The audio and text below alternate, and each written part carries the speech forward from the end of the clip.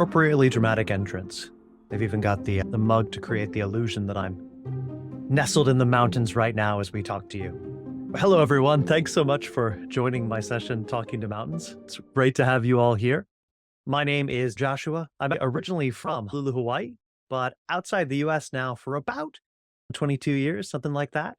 Currently, I am based in Hong Kong and having this kind of conversation all over the place. Last year in 35 plus countries virtually, done this in 28 plus countries face to face, and great to be hanging out with all of you here now.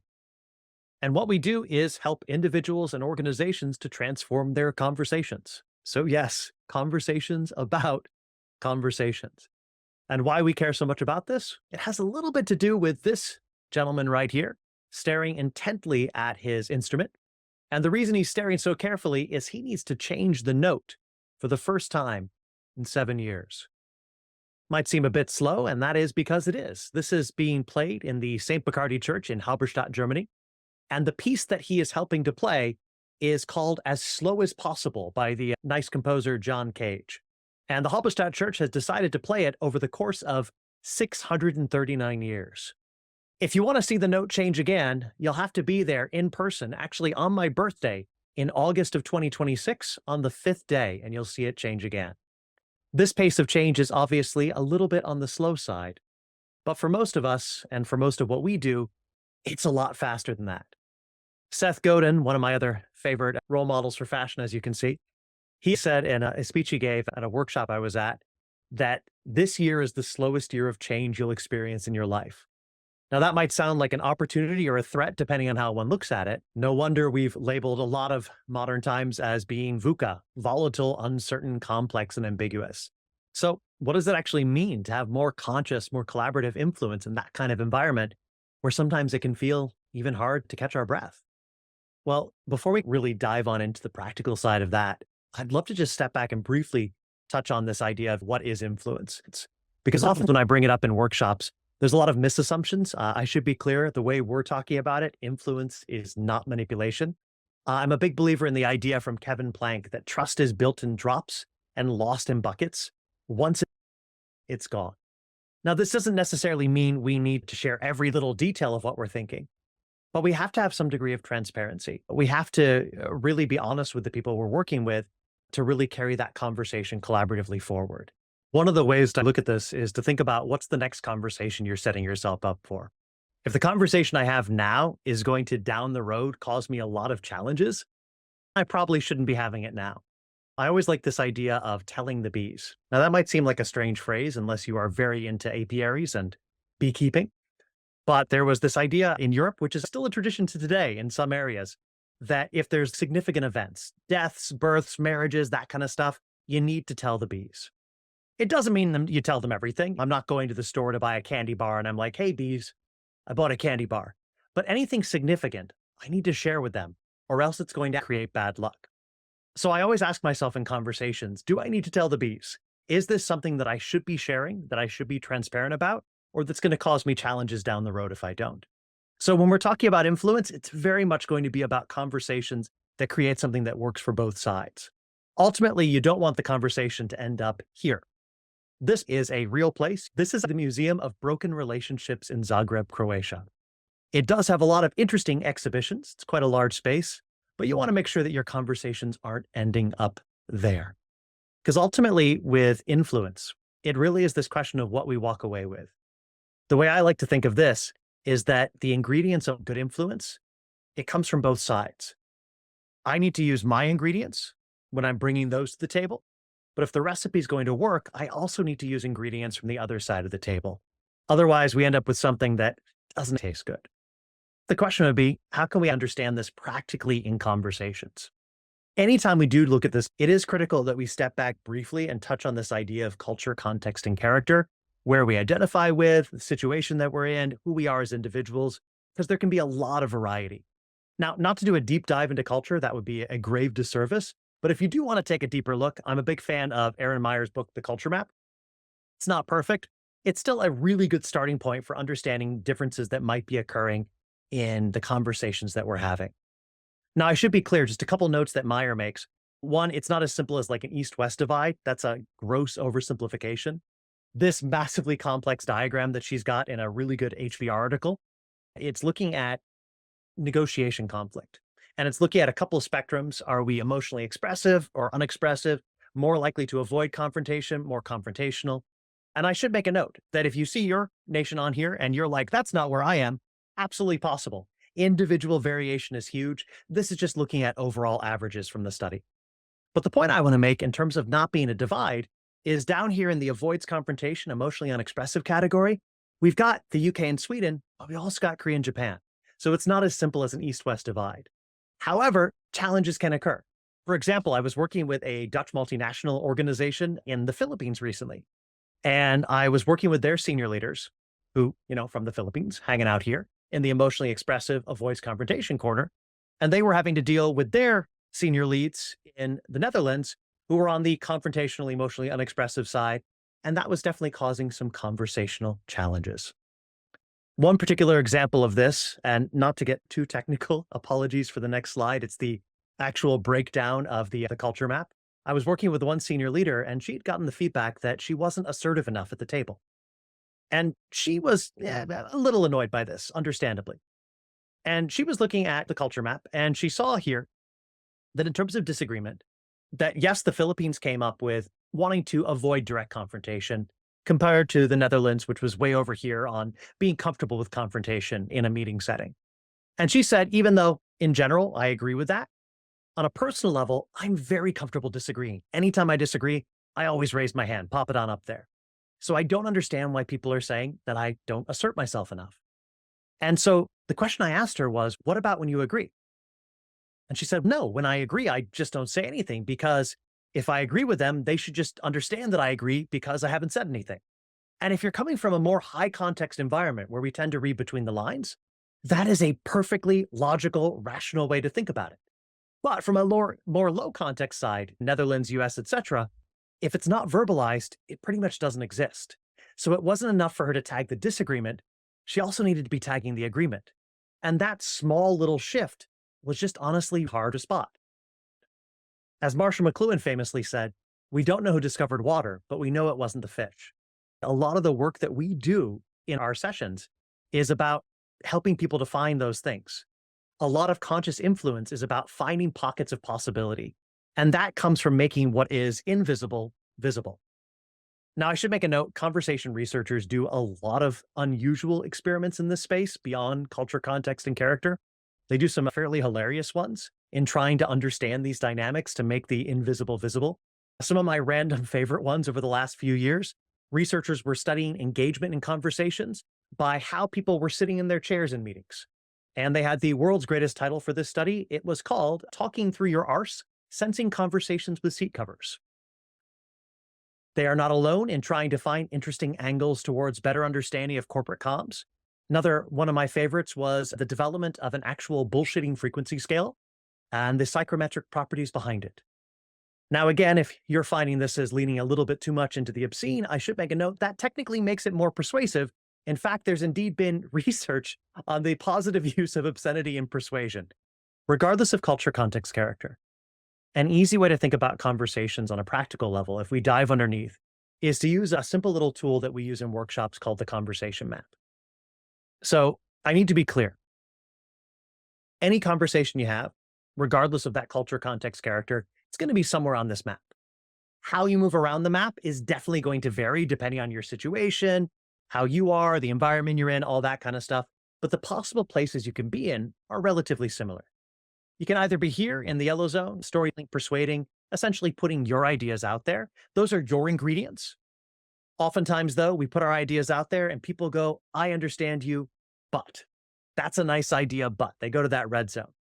And so the question becomes, to have more conscious influence, better dialogue, how do we get unstuck from that? And a lot of times what people will do, if they're a bit more on the introverted side, is they'll disappear from the map or just let it slide. Or regardless of culture, context, character, we'll try to get back to the yellow zone in some way. We'll go, I understand you, but, and try to give more information. And what we often end up with then is this infinite loop, this back and forth dialogue of red, yellow, I understand you, but that's a nice idea, but parallel monologues, but very little real dialogue. And a lot of our work is about understanding how to get unstuck, to get out of that red zone and get up into that blue zone of really understanding and validating where people are coming from. The challenge being of this back and forth stuckedness, going back to what Covey said, that most people do not listen with the intent to understand. They just listen with the intent to reply. A lot of times we're not really listening to people. We're just check listening. We've got like this bingo board of ideas that we want to put forward. And we're only listening enough that we can really put those on the map and lead back to what we want to say. And so with these conversations, it ends up being almost just an infinite loop. My favorite example of this kind of loop is the Toronto Recursive History Project of Toronto's recursive history. It's literally a plaque in Toronto that dedicates the placing of a plaque. And it continues to go round and round. It is a plaque dedicated to the plaque, dedicated to the placing of the plaque. And as silly as that sounds, a lot of our conversations end up like that, which is funny because exhausting someone is not the same as convincing them. So the question is, how can we really do this better? It's not easy. The fundamental questions that we want to start asking is, how do you catch the ball in a conversation? What do we do with what we're given? When someone says something to me, do I ignore it? Do I fight it? Do I go, I understand you, but, and then drop it? Or do I in some way work with it? Am I consciously weaving something together with the other person in this conversation or not? So how do we practically avoid getting stuck? Potentially, oddly enough, it starts with this. Now, I've asked many workshop groups what in the world we figure this nice bearded gentleman's job is. And you get some fun answers. Favorite answer ever was that he's waiting for a performance review. Slightly terrified me about the organizational culture at that firm, but nevertheless. But the actual answer is that he is a product designer. And he's a product designer of products, in this case, for the elderly. And what he's wearing is an old age simulation suit, or what could be called an empathy suit. And this makes it harder for him to hear, to see, heavier, slower. Basically, this suit is designed to age him 30 years in 5 minutes, to force him to perspective take when he's designing products for his audience. And this is really a key concern. For example, my brother is left-handed, awesome human being, and also awesomely left-handed. And so why this matters so much? Let me give you another example. My brother is left-handed, awesome human being, and way less clumsy than I am. But despite him being less clumsy than I am, he is statistically about 1.7 times more likely to be injured in a product accident than I am. Not because he's clumsy, but because most product designers are right-handed, designing for right-handers. And this is the fundamental challenge we've got going into these conversations. Hans Georg Gadamer said, to understand a given thinker requires one to presuppose that they are right, at least for a moment. Or as Kevin Kelly puts it, a good question to ask ourselves always, and I think we should in every conversation, what might I be wrong about? Ultimately, a lot of what we're trying to do and what we're trying to have the people we're trying to influence do is this. And I'll ask you really quick, this door, functioning door, yes, no? Give away the answer. The answer is no. Every once in a while, someone will tell me that, Joshua, maybe it's a door to the flowers, or if there's a lot of snow, and that's true, but it's no longer really, truly a functioning door. And there's a term for this. It is called a Thomason. It comes from the artist Akasagawa Genpai, and he named it after an American baseball player named Gary Thomason. Now, Gary Thomason started off his baseball career at the San Francisco Giants, and he ended his baseball career at the Yomiuri Giants. Started in 1972. His last 2 years, though, in Japan, playing the Japanese baseball leagues, 1981, 1982. And in those 2 years, he was famous for getting one of the biggest, most expensive contracts ever. He was also famous for striking out more times than anybody else and spending more time on the bench than anybody else. So when Genpai decided that he wanted to name a feature on a building that used to have a purpose, no longer had a purpose, but was still being maintained, he decided to call it a Thomason. The reason I say this is we've all got our Thomasons. We've all got things that used to make sense in terms of our thinking, in terms of our ways our company works, our ways of proceedings, that no longer make sense, but that we're still maintaining. And one of our biggest goals in a conversation is not only to help others to rethink their thinking, it's for us to be able to step back and understand what we might need to change as well. And this is challenging because oftentimes we come from a very siloed view. So it's really critical that we get quite a lot wider. Dan Heath, in his book Upstream, shares one parable from the activist and health writer Irving Zola about sitting by a river, having a nice picnic with a friend. A couple minutes later, bobbing down the river, someone is floating, going, "Help, help." You and your friend jump in, save the individual. Great. 5 minutes later, somebody else bobbing down the river, "Help, help." You jump on in, save them. Double heroes. Congratulations. 5 minutes later, though, another person. Your friend jumps in to save them, and you head upstream. Your friend's like, "Where you're going?" And you say quite simply, "I'm going upstream to see who keeps pushing people in." And a lot of times when we're trying to rethink things, when we're trying to see a bit wider, it's really critical that we don't just think about our silo, about the moment where we're impacting and interacting with this person we're trying to influence. But we've really got to see the larger ecosystem around them and not just the ecosystem of where they are now. Now, if that sounds too complicated, I do have good news. It becomes a lot simpler once we see it in action. In the ideal world, I'd have some of you right here with me now and we could play this out and look at this. But what we'll have to make do with is two of my very good friends being my volunteers. I've got Robert, my friend and colleague, and Ray, who heads up an organization called One Seed, which does tree planting as a service, nice environmental firm. Give them a look up. And what we had them wonderfully volunteer to do is a simulation, the variation on one that originally came from Kellogg School of Management. One of them is a brand manager, one of them's an assistant brand manager, and they're coming to the table to have a conversation where they're trying to influence each other. If you're curious about everything they're saying, feel free to give it a scan and give it a listen, and you can see the back and forth dialogue over about 10 minutes. But I'm just going to zoom into some pieces of it using our tool, the conversation map. And what I'd ask you to do as you're taking a look at that is, do you notice where they get stuck? Do you notice where the conversation could change and go in different directions? This is not to say that they're doing anything wrong, but just quite simply that every conversation we have, it's many possible conversations. It's like a choose your own adventure book. I used to love these as a kid, and confession, I still very much do. And it's these books where it branches off in many different directions, each path leading in some new way. Go to page 23, you climb up a mountain, go to page 12 and go deep into a cave. And so what the conversations are having is the possibility of going in this direction or this direction, depending on which doors they open and which doors they close. Now, there's nothing wrong with closing doors. We got to close doors at some point. But if we close too many doors, we end up cutting off options in the conversation that might create that powerful connection. So without further ado, and with this conversation map in mind, let's jump on into the dialogue. I'm not going to show you the whole thing. I'm just going to show you a small sample of the back and forth interactions to give you a flavor for it. And just as a little background, this simulation, the spray-on simulation, essentially Robert's the manager in this case, and his direct report, Ray, is coming on in, and they're discussing about the launch of a spray-on detergent. What they're discussing is what the launch is going to look like, what the team's going to look like. And when I go to the next slide, it's going to jump on into one of their back and forth dialogues. And I just want you to see how they pass that ball back and forth between them. So let's hear from Robert and Ray.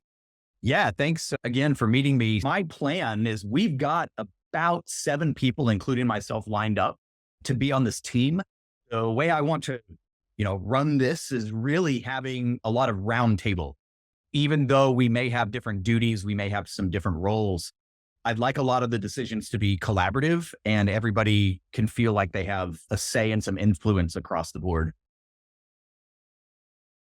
Yeah, I get that. I think given that this is a new product line that's coming to market, none of our competitors have anything like this out there so far. And there isn't really anybody within the organization that has an expertise on this, really having and done all the research on this. I think I'm in a pretty strong position to be point man on this, to lead that team. So let's take a look at how they got stuck or avoided getting stuck in that conversation. Now, when we do this in a live workshop or when we're analyzing meetings, etc., we'll use a tool like Otter or a few others to do live transcription. And that's what we actually did in this case, looking at what Robert and Ray were saying to each other so that when we were looking at those different doors that were opening and closing, those different pivot points, we could easily map them out. What that looks like in practice is this. If you scan the QR code, you've already seen this hanging out in the background. And what I'm going to do is just zoom on into a couple of these pieces so that we can look at where potentially we could have pivoted the conversation in a different direction using a few key techniques. And so the 3 techniques that really will help to inform doing this a bit better on a practical level. 1, exploring their world, so the world of the person in front of you, and trying to share what you find. So basically, whatever you find in that exploration, you're not just keeping it secret to yourself, you're bringing those assumptions to the surface and checking them out. Two, seeking to build a lot more common ground. And three, really inviting the other side to direct problem solving. So let's take a look at just a couple small samples of what that looks like in practice here. So we've got Ray starting with some positive things in his first turn, where he's talking about a lot of the things around common ground. Hey, this is a great opportunity for us, for the whole team, for the company. And he's not just ending with that common ground stuff, he's ending with an invitation. I'd love to hear your thoughts on this. And that's a great way, whether you're more junior, more senior, it's great to have that common ground building and that invitation to the other person. And Robert responds well to that. So the question becomes in the next turn, what's Ray going to do? Ray, at some point, needs to mention that, hey, I'd really like to lead this project. And he does this pretty early on, almost in the second turn he's got going, I think I'm the right person for this. And I should be clear, there's nothing inherently wrong with this. At a certain point, you've got to put your information out there. I'd like to lead this. But it is always a question whether to start with that or to lead to that. Oftentimes, if we start with that, it can put the other person on the defensive potentially, because they're getting into this mode of, oh, I have to battle that position.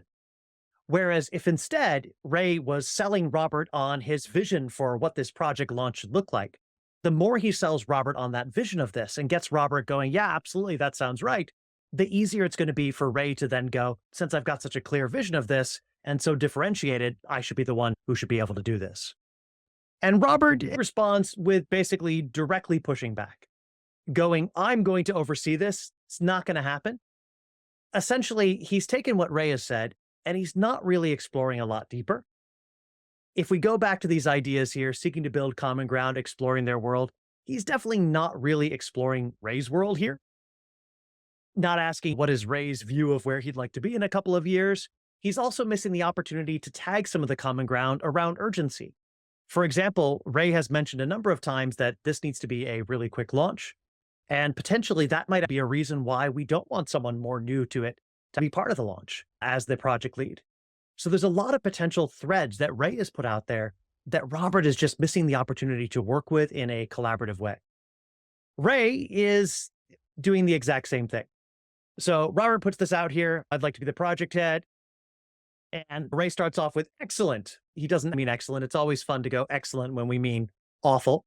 He's saying excellent. But very quickly he pivots to but. That's the I understand you, but. That's a nice idea, but conversation. And very quickly pivots back to a broken record where it's just, I should actually be the head of this. And this continues on for a while till we get to near the end of the conversation where Robert has said all this stuff. The question is, what is Ray going to do with it? Is he going to summarize it, paraphrase it, explore it? And what he does is he go, yeah, that sounds good, but, and he just pivots back to his argument again very quickly. And this happens so often in our conversations. William Murray, one of the members of the Harvard Program on Negotiation, gives a whole talk on this that he calls The Story of the Orange. And I'll paraphrase it using my parents' names, John and Sue, but it's pretty straightforward. You got an orange and you got two people, John and Sue. And John's position is, I want the orange. Sue's position is, I want the orange. So what's the fair way for them to share the orange? And a lot of people will say, cut it in half or make orange juice. Logical answers. Favorite answer I ever got was a participant in a Singapore office where they said, one of them should take the orange and the other should take the seeds and plant orange trees. Very romantic vision. I did like that, but also not what William Murray was trying to get to. He famously said, too much focus on what people want stops us from understanding why they want it. Too much focus on the positions stops us from understanding the interests that are underneath the positions. John wants to make orange juice. He needs the middle. Sue wants to make orange frosting for a cake. She needs the peel. We could get them both to perfect satisfaction if we stopped focusing on the what and started exploring the deeper why. Charles Duhigg in his book Supercommunicators dives into a lot of stuff on this. He calls people who are able to build those bridges to really focus on surfacing that why supercommunicators. Researchers tend to call them high centrality participants. Charles Duhigg's term is probably more catchy, but he shares a really interesting study about supercommunicators, about how they get people in sync, where they're doing essentially a group decision-making task. And before the task, they do these brain scans to figure out where people's thinking is on things. And the scans are, not surprisingly, quite different. In groups that had supercommunicators, where they're able to really build these bridges, by the end of the task, the brain patterns were remarkably aligned. Fun fact, in groups where they had a really loud dominating member, the brain patterns got further apart rather than closer together, which is one more strike against the idea of loudership being a positive strategy. So a lot of what supercommunicators are trying to do is to find what's going on beneath the surface, to really surface not just the question, but the question behind the question. One of my favorite architectural examples of this is mmhmm. And this is a road, or a path, I should say, which is pretty much almost gone in Seoul these days, but it was in the middle of Seoul, right near the old administrative areas where all the royalty was, all the government buildings, all that kind of stuff. And you've got this main road here, and you've got this narrow little alley here, which is what most normal people were using. And you might be wondering, why don't they use the nice big road? Interesting, at the time, if you had royalty or a high government official pass on a horse next to you, you had to prostrate yourself to bow before them as they were passing. Now, in most parts of Seoul, that would not be a big deal. It doesn't happen that often. No reason to change your path. But if you're in the heart of a government-dominated and royalty area, it's going to be happening every few minutes. And that just gets incredibly frustrating to constantly be interrupting your walk. So an entire parallel alley was developed, which literally translates to mmhmm, essentially avoid horse alley. And so a lot of times there are these things that are behind the surface that aren't the big obvious thing that we're seeing. But if we listen a lot more carefully, we can bring up and work with. One of my favorite facilitators, Daniel Stillman, he talks about this idea of building a real invitation to conversations. And in one of his blogs on it, he talks about the actual Latin root of the word invitation, which is to invite, to call in, to challenge. And I love this concept of, a lot of times we see conversations as a battle implying sides, but an invitation is really a call to a vigorous challenge. So it's not saying that everything's going to be perfect, that it's going to be easy, but just that together, if we bring that to the table, there's somewhere else we could potentially go. So beyond these back and forth dynamics, beyond reminding ourselves that in every conversation, we really have to be cautious about how we're catching the ball, making sure that we explore their world and share what we're finding, that summarizing and paraphrasing, seeking to build that common ground and inviting them to problem solve. Beyond that, what can we do on a practical level to better structure our meetings for alignment, to create the space to have these kind of conversations? Because a lot of times we don't. And a lot of times it comes down to this. Would you like to live in this apartment building? Before you say yes, no, or maybe if it was free, let me show you a little bit more of a tour. This is your interior. It's very colorful, quite nice. You can always Airbnb it if you want. This is a real place you can stay, and it's called the Reversible Destiny Loft. Once you've decided yes, no, or maybe if it was free, I will ask you, who do you think it was built for? It's really interesting. It's an example of procedural architecture because this was built as a retirement home. With the idea being from the researchers that if you put people in a more traditional retirement home, they were more likely to age cognitively a lot faster than if you put them in a more challenging environment. This really aligns with the idea from Lenny Scott Weber that if the space doesn't give permission to change, then it's too easy to revert back to what we know. Or as Priya Parker says, the way we gather matters. How we shape our spaces, how we shape our gatherings, our meetings, our conversations, determines what's possible within them. And to give an extreme example of this sort of structured dialogue, I could cite some more realistic studies, but my favorite example is from Sean Evans' Hot One, the interview show where he's asking questions as both he and the guests have hotter and hotter hot wings. And the answers get much more honest with every hot wing. Now, I wouldn't suggest that you introduce hot sauce into your conversations, and that's not what I'm suggesting we employ. But if you look at the questions he's asking themselves, and if you study them, it really aligns to some degree with the great research study called the experimental generation of interpersonal closeness. This idea that people want to get beyond transactional conversations, that they want to have questions that surprise them, that show that people are empathizing with where they're coming from. So what we're trying to really encourage in this 30 minutes is to just take a chance to rewild your conversation, to ask yourself, how are you catching the ball? But also, what is the impact of what you're asking on others? Because ultimately in our conversations, we don't want to be like the Choluteca Bridge. Now, this was a bridge built in the 90s in Honduras to withstand hurricanes. And Good news is it did withstand a hurricane because it faced Hurricane Mitch, a terrible hurricane, the very year after it was built. And after that hurricane, it was still standing. The bad news is, even though the bridge was still standing, and it was the only thing standing in the area, the hurricane had moved the river out from underneath the bridge. And way too often, our conversations are like this when they're not really conscious. We think we've built this perfectly logical argument we're coming on in with, it's great, it's strong, etc. But because we're not listening to the river of the conversation as it moves out from under us, we end up creating something that's strong and still standing, but really doesn't serve a purpose. I hope you enjoyed hanging out and discussing all these things today. If you'd like to know a bit more, feel free to reach on out. That's my LinkedIn there if you want to contact me and connect. But otherwise, enjoy the rest of the sessions today and tomorrow. And thanks so much for listening. Have a great one.